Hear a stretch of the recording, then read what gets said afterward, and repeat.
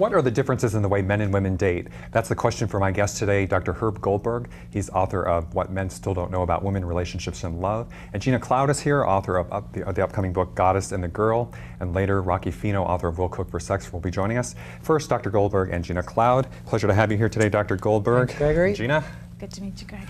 Dr. Goldberg, in your book, you argue that there are some basic or fundamental differences between men and women, and certainly their approach to relationships, such as?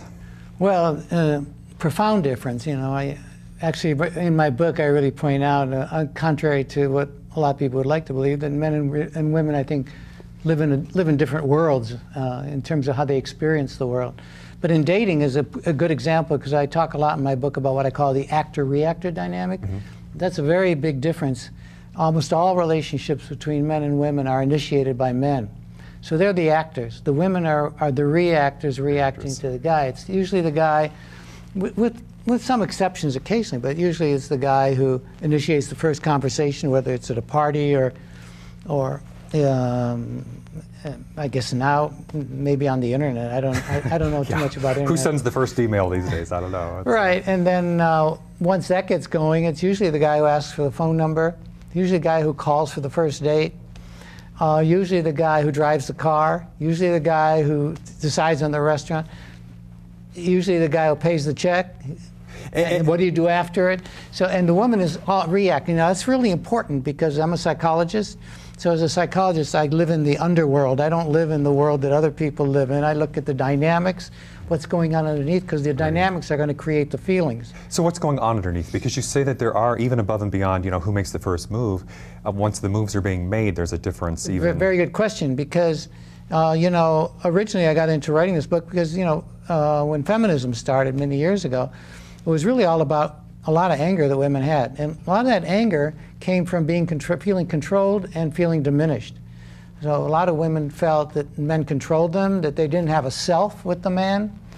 And you seem to suggest that's going on today, too, that it's not just in the past. Absolutely, and that built up a lot of rage. And for a lot of men, the male-female relationship actually at the end point, because I'm always interested in where something is going. Where it's going. I'm not interested in the romantic fantasy in the first 5 minutes, you know. It does seem to go downhill, doesn't it? Yeah, well, the traditional relationship, which is the actor-reactor, has a progression from romance to boredom to rage. Mm-hmm. So it starts off on, actually the best comes first. It starts off on a super high, and the sex is great, and the romance is great. And then it hits a wall, especially if there's not a real underpinning to the relationship, and it gets kind of deadened. And then a lot of the undertow comes out at the end. And the undertow turns out to be women's anger over feeling they don't have a self in the relationship. And then the undertow for the man is guilt and self-hate, because he is the actor. Actors, reactors are never guilty. Gina, women are angry and men are guilty, feeling guilty. Wow. Well, you know, there's a word that's missing from some of what you were just saying that's really important to me, which is intimacy. And I personally think that the better stuff comes at the end. I've personally been a kind of woman who doesn't really, I don't like the dating thing, because the dating is that superficial. It's what sits on the surface. It's people trying to be their best self first, as opposed to being who they really are. So for me, the best stuff comes later. It comes from getting to know someone. It comes from getting to know, going through some difficult moments, having some times where you have disagreements, finding out how each other thinks.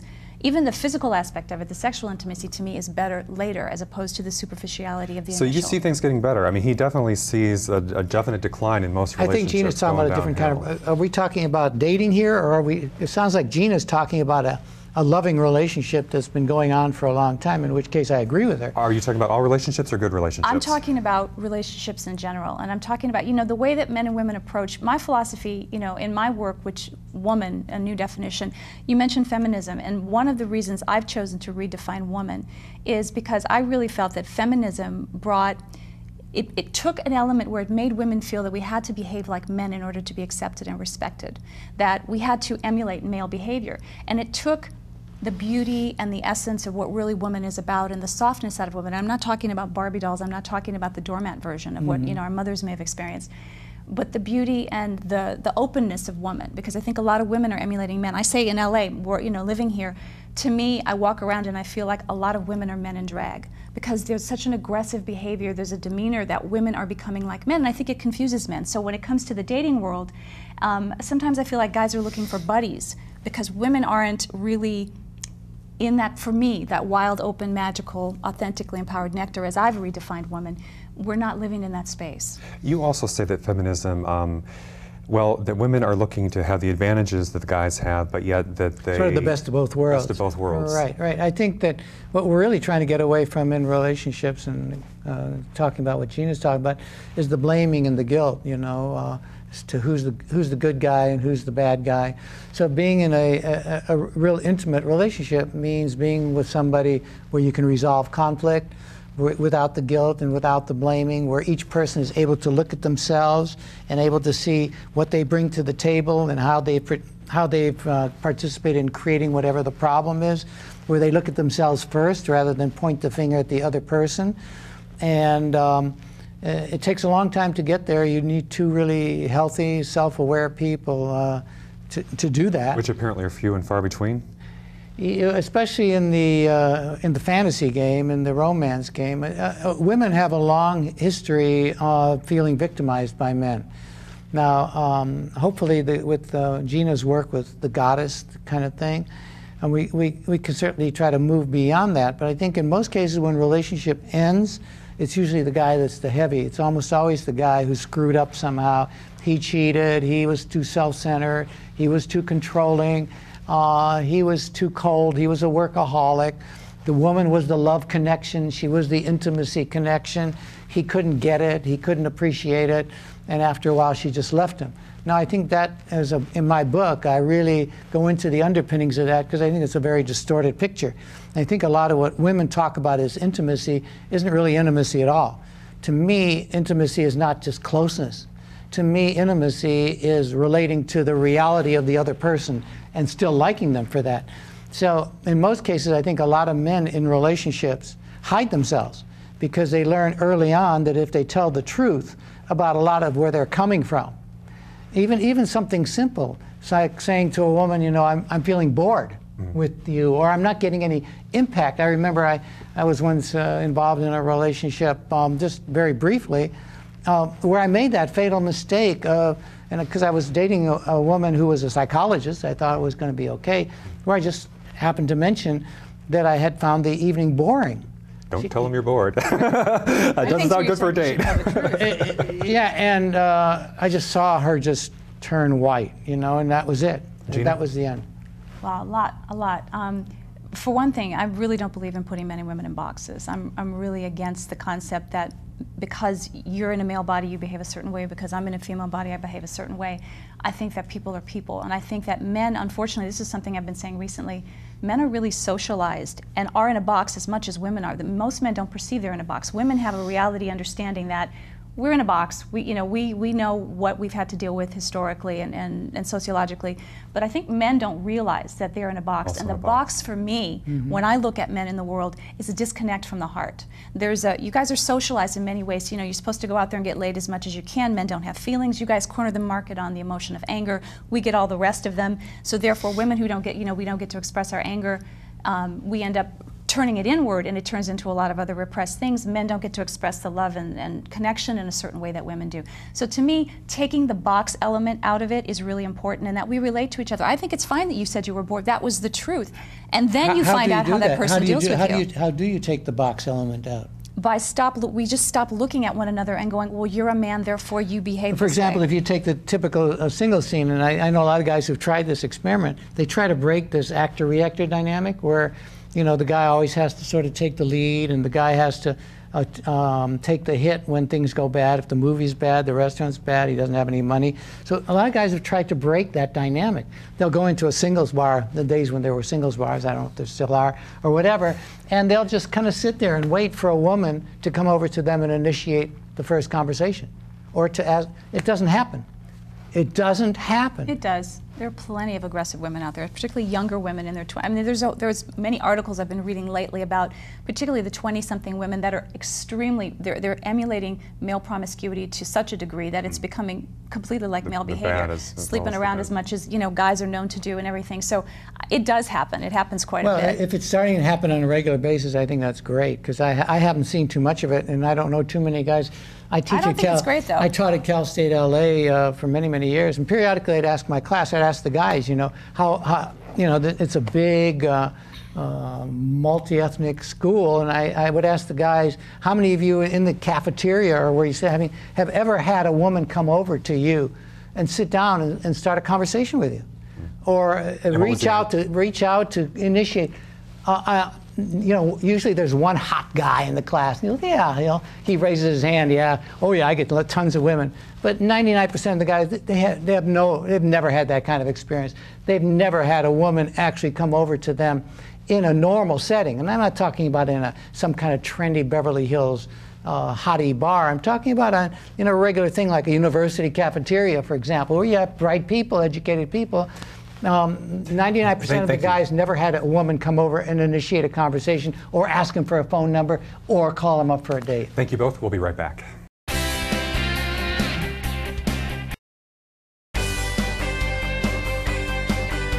Fine. We are back with Dr. Herb Goldberg, author of What Men Still Don't Know About Women, Relationships, and Love. Joining me now is Rocky Fino. He is author of Will Cook for Sex. Okay, Rocky, I guess you will. That's right. So what's going on with men and women in dating? Cooking for sex, is that it? Well, you know, I mean, you talked about the hot guy getting, the women, maybe coming to him and having that difference of the actor-reactor. For me, it was never being the hot guy in the bar. I had to develop relationships from personality, from talents, from other things. Cooking being a big one. Doing something for her that, is a chivalrous act that she appreciates. And, obviously I'm looking to get rewarded for it because I am a guy. Mm-hmm. But, to me, there are those moments when you're at a bar and the girl does come up to you. And, that's in a euphoric moment. That's a pressure point. So you have had women come up to you at the bars? On a rare occasion, yes. And it's a situation where, again, in my opinion, women hold the cards in dating. They got what we want, and they know it, and they can play the role to see whether or not you're a decent enough guy and what you're going to do for them, or are you the kind of guy I want to hang out with and whatnot. And so when you get into that situation where you actually have somebody approaching you, it's really an interesting, challenge for myself as a guy, because, whoa, the roles are reversed. I'm in a position where I don't want to screw this up. And so one way you found of dealing with this is cooking. That's one way to... Cooking has been everybody, I think women love to see a talent in a guy, other than what the guy can do in the office or on the golf course. They don't care about that.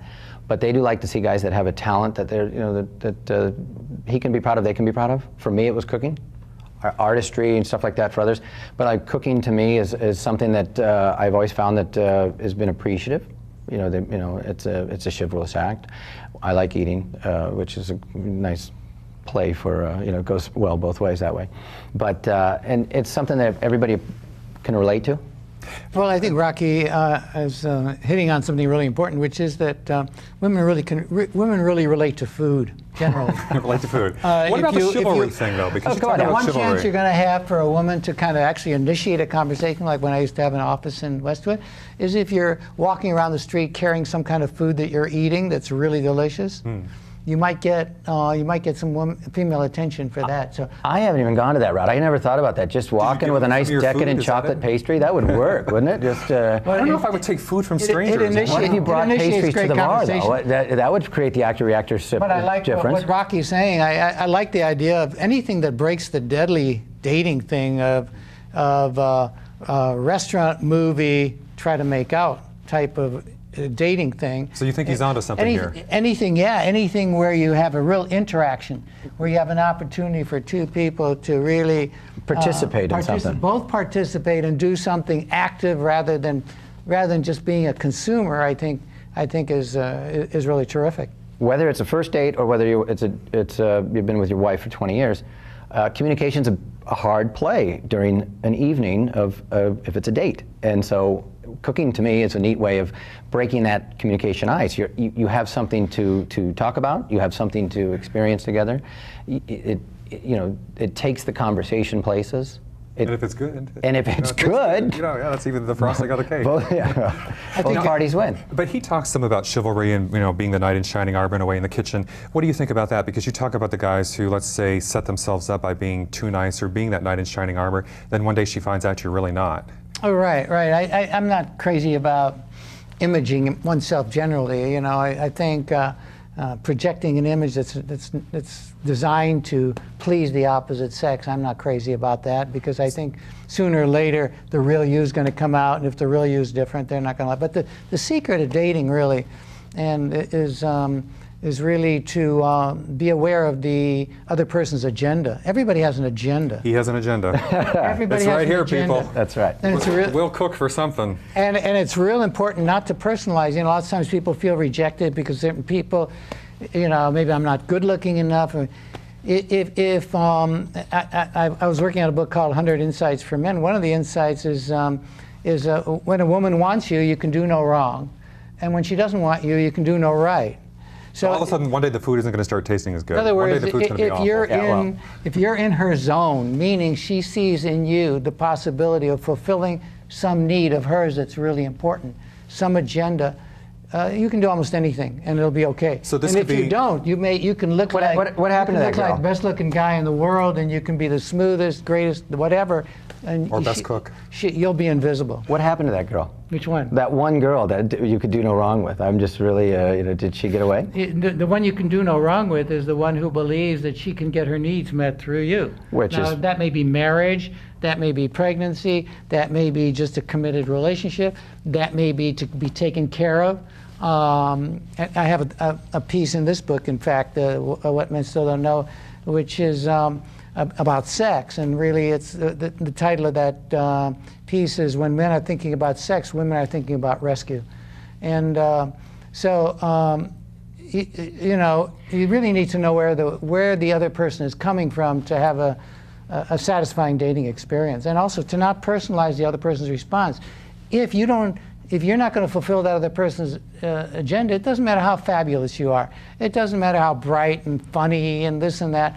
You're going to be invisible. Just like for a guy, if he looks at a woman and he knows he's not going to get whatever he needs from her, it doesn't matter what she looks like, it doesn't matter how sweet she is, it doesn't matter how fabulous she is, he's not going to notice her. So you think this might be more of a short-term strategy than a long-term strategy, the cooking for sex thing or cooking for dating thing? I think that cooking in general is whatever it is fabulous because it's interactive. It's interactive, and I think it's a great vehicle to deal with a lot of control issues. And also, women love food, and men do too. But even though he has an agenda. There's trouble in my household because I'm always thinking about sex, so she's probably always looking for rescue. No, but no, I've been together with call her my wife. We're not married, but we've been living together long enough we should be. Common-law wife or something like that. That's right. But, your partner. Your partner. That could take in two ways. You're committed. But I role play all the time when it comes to putting on a performance. It's part of the act we play throughout our lives. You're right. Relationships get to the boredom stage. If you don't consciously make an effort to do something a little more exciting to spice it up and play that role like you played that role when you were just hooking up, it keeps the spice to me. Is that good or bad that he's playing a part? I don't mean all relationships don't have to hit the boredom phase. The traditional ones do. The actor-reactor ones, where there's a lot of fantasy and where there's a hot romantic beginning, that hits the boredom phase. If you have a relationship that starts more on an equal playing field like he does, where two people are getting to know each other slowly, and are really with each other because they really like the other person's company. Those first 3 months were pretty good, though. Yeah, the sex is. So I'm assuming you're not. The question is it worth the? If you're in a long-term relationship, I'm assuming you're not cooking for sex as often, at least for. On the contrary, you're probably doing it more. I cook 90% of the time at home, and I remind her every time I'm doing it, I'm the "we'll cook for sex" guy. Honey, don't forget this. But to me, that. In a long-term relationship, in a marriage relationship, communication falls by the wayside. Even though you're coming into a situation, a Friday night, what have you, he wants to get laid. It worked, we usually do. But yet he's not able to communicate that to her. She might know it and go, I can't believe it, he wants to, I can't believe he's, brought home flowers. I can't believe he's playing this role. You know, but if you really spell it out, say, honey, you know, we're going to have a very nice night tonight. You know, we're going to really step it up. We're going to do something nice together, and we'll see where it goes. Well, actually, cooking is a very sexy vehicle. Oh, hell, oh, yeah. Just messing around in the kitchen and messing around with food and this could be a Food Network show. That's right. You know, like Playboy Channel meets Food Network. And getting a little playful while you're doing 1,001 ways it. to use olive oil. If there's a real good feeling there, cooking together is a great vehicle for being sensual and sexy with somebody else, I think. It's starting to sound like it might be. And what could be better than sex in the kitchen, too, right? Well, it's not as easy as it appears, though. There's sharp knives, there's hot oil, there's things to consider when you're kitchen We will erotica. be right back.